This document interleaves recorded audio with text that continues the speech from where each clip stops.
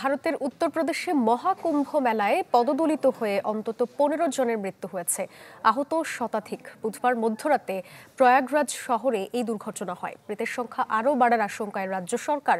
এ ঘটনায় ভারতের প্রধানমন্ত্রী নরেন্দ্র মোদী গভীর দুঃখ প্রকাশ করেছেন। আর দুর্ঘটনার জন্য অব্যবস্থাপনা ও ভিআইপি সংস্কৃতিকে দায়ী করেছেন বিরোধী দলীয় নেতা রাহুল গান্ধী। মহাকুম্ভের প্রাঙ্গণে এলোমেলো পড়ে আছে পুণ্যার্থীদের পোশাক, জুতা, ব্যাগ সহ প্রয়োজনীয় জিনিসপত্র। উত্তরপ্রদেশের প্রয়াগরাজে গঙ্গা, যমুনা ও পৌরাণিক সরস্বতী নদীর মিলনস্থল ত্রিবেণীতে পুণ্যস্নানে এসে প্রচণ্ড ভিড়ের মধ্যে শুরু হয় হুড়োহুড়ি। কে কত দ্রুত ধর্মীয় আনুষ্ঠানিকতা শেষ করবেন তা নিয়েই ব্যস্ত সবাই। এতে নিয়ন্ত্রণ হারিয়ে অনেকেই পড়ে যান মাটিতে। মুহূর্তেই কোটি কোটি পুণ্যার্থীর সমাগম পরিণত হয় মৃত্যু ফাঁদে, প্রাণ যায় বেশ কয়েকজনের।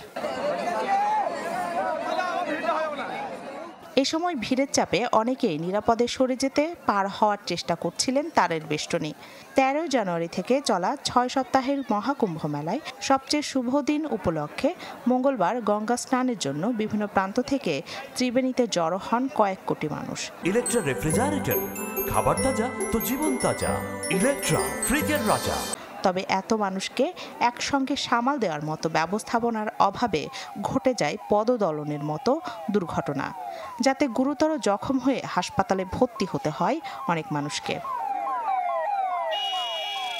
মহাকুম্ভ মেলার মতো ধর্মীয় অনুষ্ঠানে এমন দুর্ঘটনার অন্যতম কারণ হিসেবে রাজ্য সরকারের চরম অব্যবস্থাপনাকে দায়ী করেছেন কংগ্রেস নেতা রাহুল গান্ধী।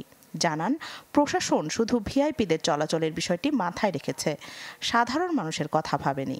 বিপুল মানুষের নিরাপত্তায় প্রয়োজনীয় পদক্ষেপের ঘাটতি ছিল বলেও ছোড়েন অভিযোগের তীর। এদিকে নিহতদের পরিবারের প্রতি সমবেদনা জানিয়েছেন ভারতের প্রধানমন্ত্রী নরেন্দ্র মোদী। কুম্ভ মেলায় হওয়া দুর্ঘটনা নিয়ে গুজব না ছড়ানোর আহ্বান জানিয়েছেন উত্তরপ্রদেশের মুখ্যমন্ত্রী।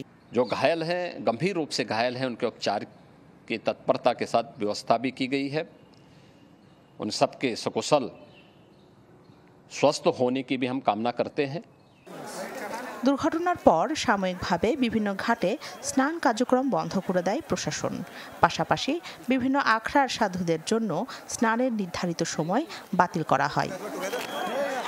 রাখি জেসমিন, চ্যানেল 24।